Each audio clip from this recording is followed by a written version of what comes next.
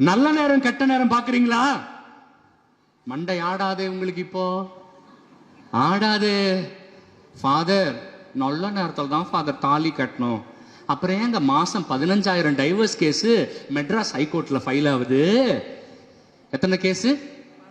15,000 divorce case. எல்லாமே நல்ல நேரத்தில் கட்டினது தானங்க. ஏங்க டைவர்ஸ் ஆகுது? புரிந்து கொண்டு விட்டு கொடுத்து கடவுள் பயத்தோடு வாழ்கிற குடும்பம் தான் நிலைக்கும். நல்ல நேரத்தில் தாலி கட்டினா நிலைக்காது.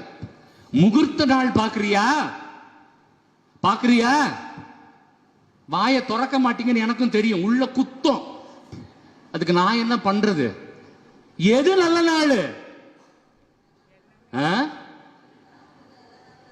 அப்படி நீ சொல்றமா? கடவுள் கொடுத்த எல்லா நாளும் நல்ல நாளும் நீ சொல்றமா? ஆனா இதுல பாதி கூட்டம் வெளியில சொல்ல மாட்டேங்குது, உள்ளே வச்சுக்குது இல்லையா? என்னதான் திட்டினாலும் உரைக்கவே மாட்டேங்குதேமா. இணை சட்டம் 18வது அதிகாரம் 10வது வசனத்திலிருந்து உங்களுக்கு ஒருவேளை டைம் இருந்துச்சுன்னா, எப்படி ஒருவேளை, ஏன்னா செல்போன் பார்க்க நேரம் அதிகமாக இருக்கும், டிவி பார்க்க நேரம் இருக்கும், சினிமா பார்க்க நேரம் இருக்கும், பைபிள் வாசிக்க நேரம் இருக்காது. அதனால ஒருவேளை டைம் இருந்தால் இணை சட்டம் 18:10 வாசிங்களேன். நாள் பார்க்கிறவன், நேரம் பார்க்கிறவன், சூனியத்தை நம்புகிறவன் இல்லையா? இப்ப நிறைய பந்தேகோஸ்தக்காரன் கிளம்பிட்டான், நம்ம கேத்தலிக் சர்ச்சுக்குள்ளே கிளம்பிட்டானுங்க. நீ ஏன் தெரியுமா, நல்லால உன் பக்கத்து வீட்டுக்காரன் சூனியம் வச்சுட்டான், காலையில வெளியில வந்து பாத்தி எலுமிச்சம்பழம் இருந்துச்சா?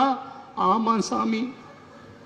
தயவு செய்து எடுத்து வந்து சாமிநாதன் தந்தையிடம் கொடுத்து விடுங்கள். வெயிலில் எங்களுக்கு எலுமிச்சம்பழம் கிடைப்பது கிடையாது, ஜூஸ் போட்டு குடிக்க வாய்ப்பு வசதியாக இருக்கும். சூனியத்தை நம்புகிறவன், மந்திரங்களை நம்புகிறவன் உங்களிடையே இருக்கக்கூடாது. நாள் பார்க்கிறவன், நேரம் பார்க்கிறவன், ஜோசியத்தை நம்புகிறவன், இவர்கள் எல்லாரும் கடவுளுக்கு அருவருப்பானவர்கள்.